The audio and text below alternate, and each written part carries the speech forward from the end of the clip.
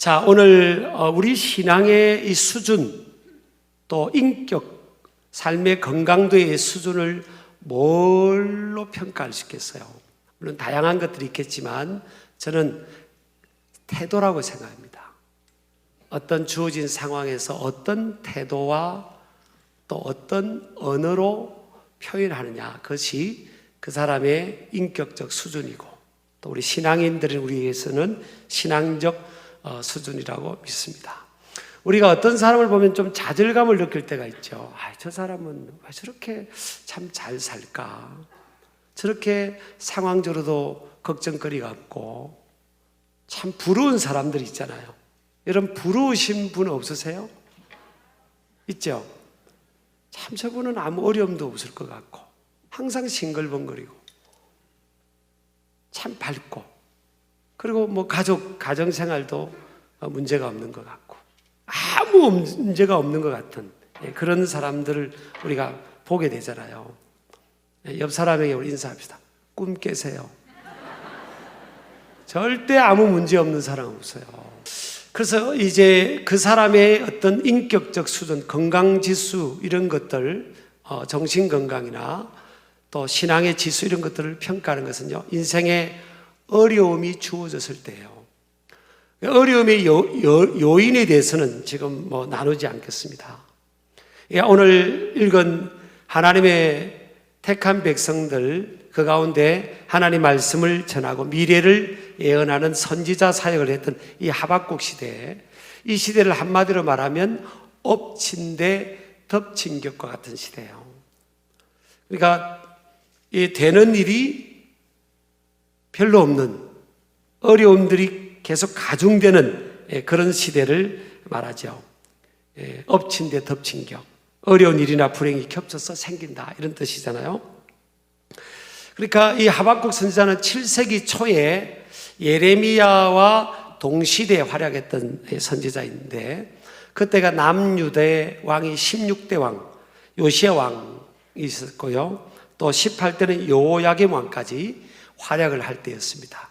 이미 722년에 BC 아수르라는 나라에게 북쪽 이스라엘이 망하게 되었습니다. 남쪽 이스라엘은 이제 시간 문제지, 무너지는 것은 시간 문제예요.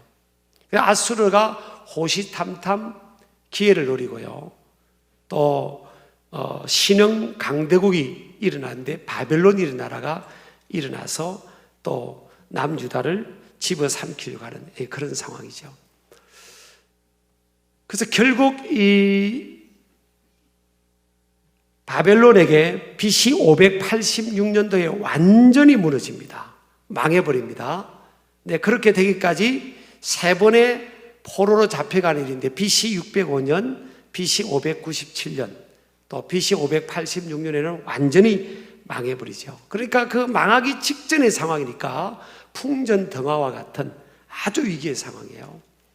그런데다가 이제 외세 침입을 받고 생산된 산업물은 또 빼앗겨버리고, 또 이제 국내적으로는 굉장히 영적으로는 하나님을 떠나 있고 우상 숭배하고 귀신 문화를 숭배하고, 또 도덕적으로 굉장히 무너져 있는 그런 상황이었고, 국외적으로는 또 외세 위기 속에 있었어요.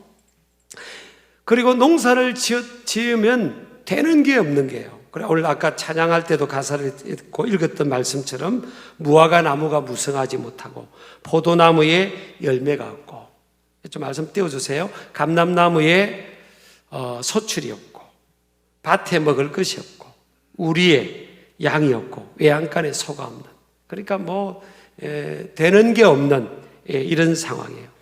그런데 이 하박국 선지자가 결론적으로는 나는 여호와로 말미암아 즐거워하겠다. 앞부분에 17절까지 되는 게 없는 엎친 데 덮친 격의 상황인데, 18절에 보면 나는 여호와로 말미암아 즐거워하며 나의 구원의 하나님으로 말미암아 기뻐하리로다. 참 이런 모습을 보면요, 되는 게 전혀 없는데 어떤 사람이 나는 그냥 항상 기뻐하고 감사할 거야, 이러면 좀 사람들 마음을 상하게 할 수 있는 사람이에요.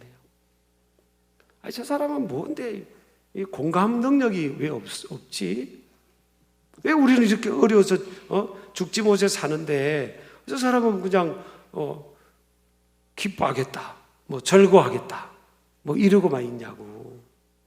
그리고 하나님이 살아계시면 나는 구원의 하나님으로 말미암아 기뻐하리로다 했는데, 아예 하나님이 살아계시면 우리나라가 이렇게 어렵고 외세의 침입을 받고 있고 농사도 이렇게 안 되고 전쟁이 또 쳐들어온다는 소리가 들리고 이런 상황이냐? 하나님이 살아계시면 어떻게 이럴 때 아무것도 하지 않으시는 하나님이냐? 이렇게 충분히 컴플레인하고 질문할 수 있는 이런 상황이에요. 근데 어쨌든 하박국 선지자는 결론적으로 나는 여호와로 말미암아 즐거워하고 기뻐하겠다 그랬거든요. 그리고 하박국이라는 사람이니까, 선지자이니까 그럴 수 있겠지 뭐. 저 사람은 우리하고 다른 사람이야, 그렇게 생각할 수 있는데, 오늘 16절에 보니까 하박국 선지자가 그런 고백을 합니다. 내가 들었으므로, 뭘 들은 거면 전쟁의 소리를 들었다는 거예요. 내 창자가 흔들렸고 그 목소리로 말미암아 내 입술이 떨렸도다. 전쟁이 일어난다는 소리를 하나님께로부터 들은 거예요. 그러니까 창자가 흔들리고 입술이 떨리고, 무리가 우리를 치러 올라오는 환난 날을 내가 기다림으로 썩이는 것이 내 뼈에 들어왔으며 내 몸은 내 처소에서 떨리는도다. 몸은 떨리고요, 집에서 몸을 벌벌 떨고 있고, 뼈는 막 뼈가 썩어지는 것 같은 고통이 오는 겁니다. 여러분, 너무 걱정을 하고 근심하고 스트레스를 받아보면요, 뼈까지도 아픈 그런 상황인 거예요. 그러니까 이걸 보면 하박국 선지자가 우리하고 또 일반적인 평범한 사람하고 별반 다른 게 없는 거예요. 그래서 저는 이게 은혜가 됩니다. 만약 하박국 선지자가 대단한 사람이면 우리하고 다른 사람이잖아요. 저 사람이니까, 태생적으로 저런 사람이니까 저럴 수 있겠지 그러잖아요. 근데 오늘 보니까 뼈가 썩어지고 창자가 흔들리고 몸은 집에서 벌벌 떠는 이런 이 연약함이 있는 거예요. 인간은요, 누구든지 연약함이 있습니다. 어떤 사람을 보면 크게 보고 높이 보이고 강하게 보이지만요, 실상을 돌아보면 너나 할 것 없이 다 인간은 연약한 존재입니다. 그래서 여러분, 이 종이, 제가 좀 이거 종이와 같아요. 이렇게 인간은 약하고 찢기기 쉽고요, 얼마든 찢기는 거예요. 이게 하나님께 붙어 있을 때 이게 찢겨지지 않는 거지, 태생적으로 인간이 강하지 않아요. 상처 잘 받고요, 약하고 자기중심적이고 그런 존재입니다. 미래가 불확실하니까, 결과가 불확실하니까 불안하는 거예요. 더 나아가서는 두렵고요. 또 이런 상황에 우리가 영향을 받는 사회적 존재니까 이런 상황의 부정적인 모습을 보면서 또 한편으로 의기소침하고 좌절하고 낙담하고 더 나아가서는 절망에 빠져버리잖아요. 이게 인간의 연약함입니다. 그런데 하박국은 어떻게 이걸 극복했을까? 아까 벌벌 떨고 있었는데, 앞부분에서는 벌벌 떨고 있었잖아요. 뼈가 썩어지는 것 같은 고통이 있었고, 집에서는 처소에서 벌벌 떨었다고 했지 않습니까? 근데 왜 그걸 극복하고 기뻐할 수 있었고 그랬을까?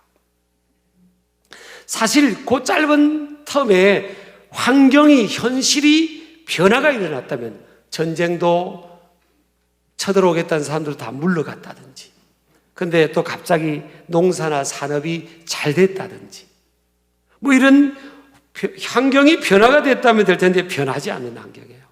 근데 왜? 사람이 바뀌었죠. 사람의 말이 바뀌고 표현이 바뀌고 바라보는 시선이 바뀐 거예요. 왜 그런 거예요, 지금? 저는 성경을 읽다가 보면 이제 제가 이렇게 막 돈이라든지 뭐 포지션 이런 거에 좀 욕심이 없잖아요. 여러분 뭐 저하고 하루 이틀 산 게 아니니까, 그죠? 네. 그래도 있으면 좋아요. 근데 할 일이 많으니까. 근데 욕심이 좀 없는 것 같아요. 감사한 것 같아요. 섬기고 베푸는 걸 더 좋아하니까. 근데 하나님께 대한 욕심은 있는 거예요. 근데 하나님 앞에 쓰임 받았던 인물들을 이렇게 보면, 야, 나도 저렇게 쓰임 받고 싶다. 그런 욕심이 있잖아요. 근데 그 중에 우리가 요셉을 보면요, 요셉을 보면 참 대단하지 않습니까? 요셉이 17살에 10명의 형들에게 팔려가고, 그리고 마음 먹고 종살이하고 노예 생활하는데 또 오해를 받아서 감옥에 들어가고, 형들을 만나기까지요, 아버지를 만나기까지 25년이 걸려요. 25년이 걸리는데 13년은 종살이와 감옥살이를 하는 겁니다. 그리고 부모가 그리워도 가지를 못해요. 근데 요셉이 꿋꿋하게 다 이겨냈잖아요. 25년간을 잘 버텼죠. 저는요, 요셉이 굉장히 심력이 태어나면서부터 강한 사람인 줄 알았어요. 근데 창세기 제가 45장 2절을 읽으면서 그 생각이 바뀌었습니다. 창세기 45장 2절에 보면요, 요셉이 크게 울었다는 내용이에요. 좀 띄워주세요. 준비되면요. 크게 울었다는 내용이 나옵니다. 요셉이 큰 소리로 우니 애굽 사람에게 들리며 바로의 궁중에 들리더라. 너무 크게 울어가지고 저쪽에 있는 궁정에 있는 사람들에게도 다 울음소리가 들렸다는 거예요. 형들을 만나자마자 이 주체할 수가 없어서 큰 소리로 우는 겁니다. 여러분, 우리가 우는 게 나쁜 게 아닌 거예요. 그러니까 요셉이 25년 동안 계속 울고 있었던 거예요. 울고 있었는데 이 울음을 누르고 있었던 거죠. 누르고 있었다고요. 근데 그게 한 방에 터져 나온 겁니다. 그래서 제가 창세기 45장 2절을 읽고, 요셉이 나하고 우리하고 다른 사람이 아니었구나. 굉장히 강하고 태생적으로 강한 사람인 줄 알았더니 요셉이 속에 울음이 있었구나. 위로가 되고 은혜가 되더라고요. 똑같은 사람인데 다른 차원으로 살아가니까 도전도 되고 은혜도 되는 거예요. 그래서 우리가 여러분, 신앙이라는 게 뭘까? 위대한 신앙이라는 게 뭘까? 저는 오늘 성경에 보니까 하박국 선지자가 직면을 합니다. 현실을 지금 직면하고 있어요. 현실을 피하려고 하지 않아요. 무화과 나무가 무성하지 못하고, 포도나무에 열매가 없고, 감람나무에 소출이 없고, 밭에 먹을 것이 없고, 우리의 양이 없으며 외양간에 소가 없을지라도 직면하고 있습니다. 여러분요, 성경에 보면 우리 예수님께서 너희는 세상의 빛이라 소금이라 그랬잖아요. 너희는 세상을 등지고 살아라. 세상이 정말 썩어졌고 부정적인 면이 만연되어 있으니까 너희들은 세상 보지 말고 등지고 살아라. 그렇게 말씀하지 않았어요. 세상의 빛, 세상의 소금이에요. 가족들이, 가문이 성숙하지 못한다고 해서 네가 피하지 마라. 가정의 한복판에서 빛과 소금의 역할을 감당해라. 네가 다니는 직장이나 커뮤니티가 부족하다고 해서 딴 데 떠나려고 하지 마라. 그곳에서 세상의 빛과 소금의 역할을 감당하라. 문제를 직시하고 직면하고 피하거나 왜곡하지 말고 직면하고 그것을 돌파해 가라는 겁니다. 여러분, 신앙은요, 현실을 돌파해 가는 겁니다. 저희 교회 모토도 길을 만드는 사람들이 있잖아요. 사실 길을 만드시는 분은 하나님이세요. 사막의 강을 만들고 광야의 길을 만드는 분은요, 하나님이십니다. 근데 하나님을 믿고 의지하는 사람들, 또 성숙한 사람들은 뭐예요? 항상 현실의 절망적 상황처럼 보일지라도 그곳에 길이 있다는 거예요. 아브라함이 보면 열국의 아비의 비전을 받고 하나님의 부름을 받고 나서 뭘 붙들고 나갑니까? 돌파입니다. 돌파 신앙이에요. 히브리어로 얄라크라는 단어잖아요. 피해가지 않습니다. 돌파해요. 어렵고 힘든 환경을 돌파해 간다고요. 저는 나라와 민족도 우리 믿는 사람들은요, 지역사회의 아픔도 짊어져야 된다고 생각합니다. 아니, 나라가 왜 어렵지? 경제가 왜 어렵지? 그러면 파일을 나눠야 되고요. 하나님의 마음이 그거예요. 우리 지역이 어쩌고 저쩌고 이게 아니라 그러면 우리가 가진 파일을 나눠야 되는 겁니다. 좀 손해도 보고, 성경도 그랬잖아요. 이삭을 줍지 말라고. 이 벼를 추수하다가 떨어진 이삭을 줍지 말라고. 없는 사람들, 어려운 사람들을 배려하는 거잖아요. 하나님의 정신이잖아요. 항상 우리가 나라와 민족, 지역이나 우리 주변의 아픔을 나하고 별개로 생각하지 말라는 거죠. 하박국 선지자는 뭐예요? 그걸 직면하고 그것을 자기 가슴으로 받아들였다는 거예요.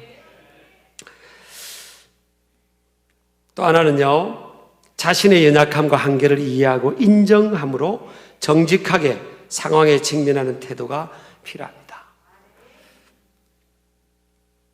참 인간이 우리가 연약하거든요. 지금 하박국 선지자도 벌벌벌 떨고 있잖아요. 다 저를 포함해서 우리 모두가 연약한 존재. 그래서 우리가 하나님을 의지하는 거죠. 그래서 겸손할 수밖에 없는 거죠. 무슨 일이 잘 됐을 때 이게 내 힘만으로 잘 된 게 아니라는 걸 알기 때문에 우리는 겸손할 수밖에 없는 거예요. 잘 돼도 겸손할 수밖에 없고요. 그래서 하나님을 의지하고 신뢰하게 되는 거죠. 그 다음에요, 이 하박국 선지자를 통해서 우리가 도전받는 것은 오늘 16절하고 17절하고 18절 사이에 보면, 18절에 보면 나는 여호와로 말미암아 절구하고 있어요. 그리고 17절의 마지막에 없을지라도, 이 사이에 히브리어 단어가 와안이라고 돼요. 와안이. 그럼에도 불구하고 나는, 이런 뜻이에요. 근데 우리 한글 개혁성경 번역하면서 그럼에도 불구하고, 그래도 이 단어를 번역하지를 않았어요. 미스테이크죠? 그럼에도 불구하고 나는, 현실이 아직 안 바뀌었음에도 불구하고 나는,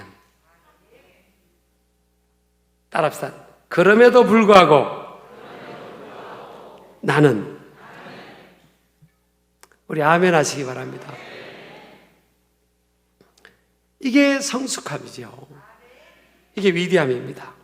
현실이 좋아져서, 조건적으로 좋아졌으니까 나는 감사하고, 좋아졌으니까 행복하고, 이것은요 그냥 일반적이죠. 그러나 위대한 신앙, 위대한 성숙은요, 그럼에도 불구하고입니다. 그럼에도 불구하고. 전혀 환경은 안 바뀌었음에도 불구하고 나는 기뻐하고 감사하겠다. 위대하잖아요. 그럼 이게 어떻게 가능했냐? 나는 여호와로 말미암아. 여기에 답이 있습니다. 여호와로 말미암아. 이것은 히브리어로 바 예호와라는 표현인데요. 여호와 안에서 나는 하나님과 신앙의 교제, 믿음의 교제를 하면서 이 환경을 뛰어넘는 힘과 능력과 심력과 관점과 용기를 갖게 됐다는 거예요. 여기서 절구한다는 표현이요, one time, two time이 아니에요. 미완료형으로 되어 있기 때문에 계속 하다는 거예요. 계속 기쁘다. 계속 즐겁고, 계속 감사하고, 계속 기쁘다는 거예요. 참 기적이지 않습니까?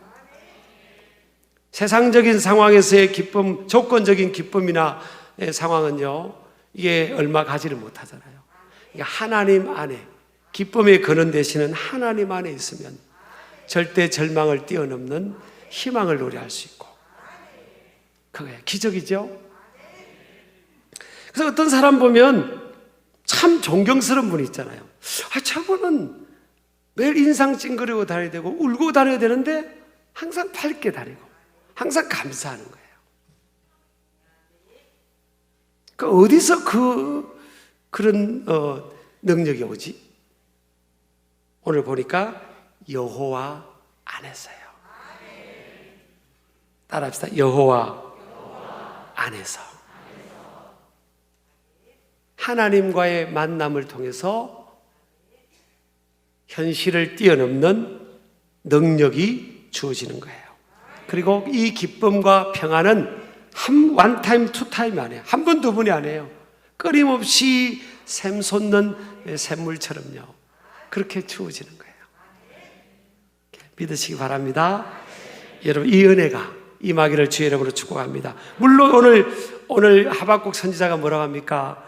나의 발을 주 여호와는 나의 힘이시라. 나의 발을 사슴과 같게 할 것이다. 사슴은요, 발이 뒷다리가 힘이 있어요. 그래서 위로 올라가는 것처럼 언젠가는 하나님께서 나와 우리나라 민족을 높여주실 것이다. 그런 믿음을 갖고 있어요. 그러나 현실이 지금이 그렇지 않을지라도 나는, 그럼에도 불구하고 나는 여호와로 말미암아 여호와 안에서 즐거워하고 끊임없이 기뻐하리라. 우리 아멘 하시기 바랍니다. 자, 우리 결혼하는 청년들에게 그럽니다. 사람을 잘 봐야 된다. 사람 잘못 만나면 인생 꼬이는 거야. 근데 살아보고 결혼할 수 없으니까 그러면 그 사람을 어떻게 알 수 있는지 아니? 가르쳐 달라고 그러더라고. 그래, 내가 가르쳐줄게. 그 사람을 말을 들어봐야 돼. 말이 비뚤어진 사람은 그 사람이 비뚤어진 거야. 그럼 비뚤어진 사람하고 결혼하면 인생이 비뚤어지는 거야. 근데 좀 외모는 평이하게 편안하게 생겼어도 말이 바르면 그 사람은 바른 사람이다. 그 사람 만나면 바르게 되는 거야. 말이 희망을 말하면, 긍정적인 말하면 그 사람의 미래는 긍정적이 되는 거야.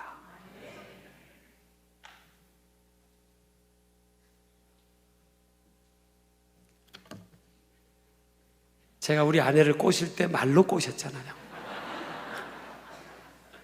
난 10년 안에 세계 일주를 시켜준다고. 결혼하고 보니까요, 우리 아내는 여행 다니는 걸 안 좋아하더라고요, 사실은. 나중에 안 사시지만. 그래도 어쨌든, 여러분, 옆 사람을 축복합시다. 당신을 보니까 인상이 참 좋으세요.